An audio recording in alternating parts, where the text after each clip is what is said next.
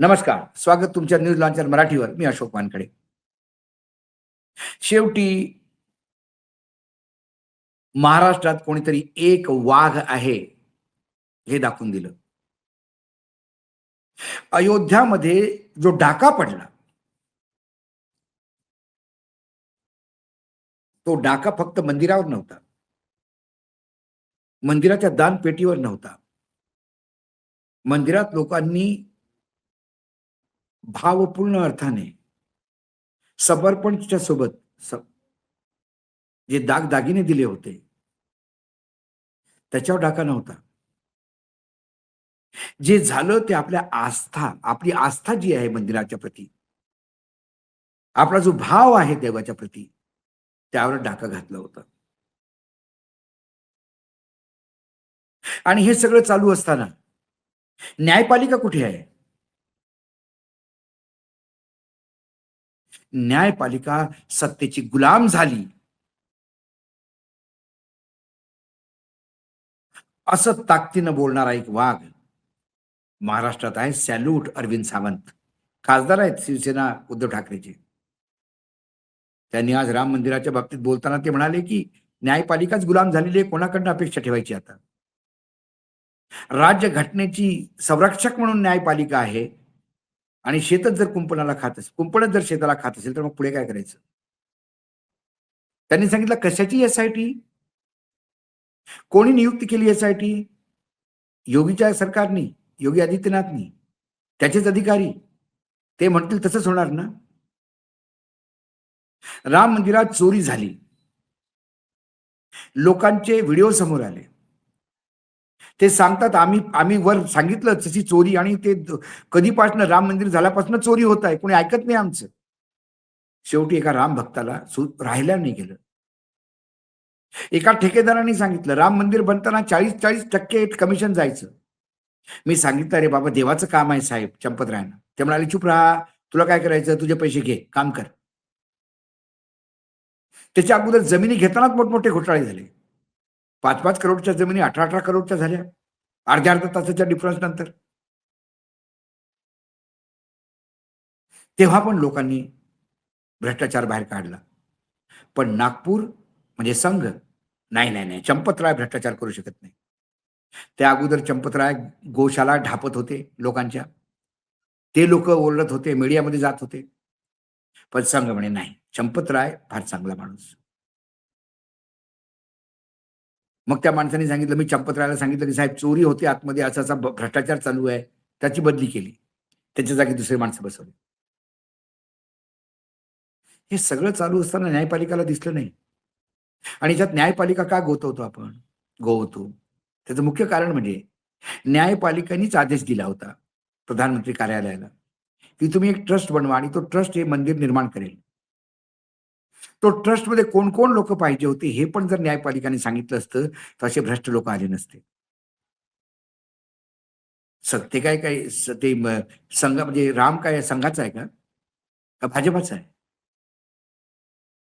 राजीव गांधींनी सर्वात पहिले तिथे त्या मस्जिदीचे कुलप तोडले होते आणि आत रामाच्या मूर्त्या ठेवून तिथे पूजा सुरू केली होती.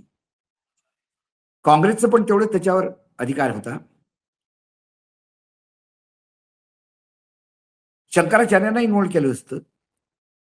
नाही, सगळे संघाचे लोक, प्राईम मिनिस्टरचे ऑफिसचे काही लोक, आणि जिथे जिथे हे सगळे लोक, ते सगळे भ्रष्टाचार झालं. पुढे अहो यांच्या घरात जेव्हा एसआयटी नियुक्त झाली, हे भ्रष्टाचाराचा मामला बराच दिवस चालला, पण हे नाही झाला म्हणत होते. मग अति जेव्हा अंगावर आलं तेव्हा त्यांनी एसआयटी नियुक्त केली. त्या एसआयटीने छापे टाकले. त्यात 80 लाख रुपये पकडले गेले. तरी पण एफ-आय-आर नाही, तरी पण बुलडोझर नाही. 2-2 मिनिटावर बुलडोझर फिरवणारा योगी, त्याच्या बुलडोझरचं डिझेल संपलं. काहीच नाही. पुढे काय झालं?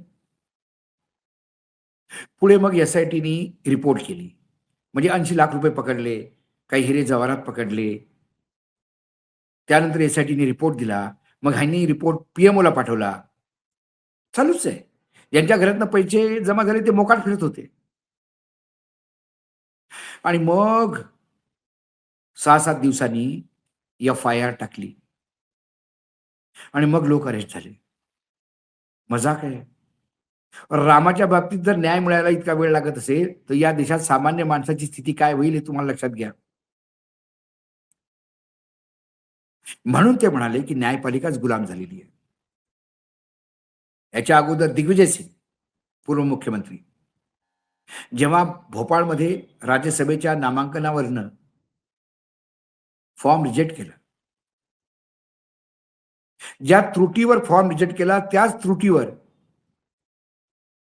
अंबानीच्या एका डायरेक्टरचा फॉर्म दुसऱ्या दिवशी 11 वाजेपर्यंत त्याला वेळ दिला दुरुस्ती करण्यासाठी. पण इथे काँग्रेसच्या उमेदवाराचा लगेच फॉर्म रिजेक्ट करून हे सुप्रीम कोर्टमध्ये गेले, की साहेब याला थांबवा, नाहीतर ते निर्णय घोषित करतील. नाही थांबवलं सुप्रीम कोर्टाने. होऊ दिला घपला.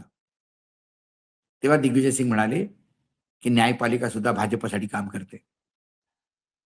दिग्विजयच्या या वक्तव्यानंतर इंदोरचे महापौर यांनी अटॉर्नी जनरलला पत्र लिहिलं, की न्यायालयाची अवमाननाचा केस मला चालवायचा आहे, तुम्ही परमिशन द्या. दिग्विजयच्या विरुद्ध. ही बातमी समोर आल्यावर दिग्विजयनी त्यांना फोन करून त्यांना धन्यवाद सांगितलं. पुष्पमित्र म्हणून आहेत इंदोरचे मेयर. त्यांना फोन केला दिग्विजयनी, की धन्यवाद साहेब तुमचा. प्लीज तुम्ही सुप्रीम कोर्टाला जे रिक्वेस्ट केली तुम्ही माझ्यावर केस टाका न्यायालयाची अवमाननेची. कमीत कमी त्या केसच्या निमित्त मी सुप्रीम कोर्टासमोर उभा तर राहील आणि मग त्या दिवशी मी कोर्टाला सुनवेल, की तुम्ही कसं पक्षपाती काम करता. मला चान्स तर मिळेल बोलायचं. पण तिकडे सायलेंट झालं. सगळ्यांना माहित आहे. अवमानाचा जर केस गेला तर सगळं डब्यात म्हणजे त्या भानुमतीच्या त्याच्यातनं काय काय निघेल बाहेर. एकूण त्या राम मंदिराच्या, कारण त्या जे लोक पकडल्या गेले त्यांच्या परिवाराच्या लोकांचं म्हणणं आहे, की आम्हाला फसवल्या गेलं हो. त्यातला एक मनीष त्याने फक्त एकाच महिन्यापूर्वी त्या नोकरी जॉइन केली होती. मनीष यादवनी. त्याची बहीण म्हणे, "यार त्यांनी एकच महिना झाला नोकरी जॉइन करून, त्याला माहिती नाही काही." त्यामुळं चंपतरायचा राजीनामा घ्यायचा. तो घेतला, राजीनामा अजून स्वीकृत नाही झाला. म्हणे 11 जुलैला आम्ही मीटिंग करून सांगू. निर्लज्ज आहेत.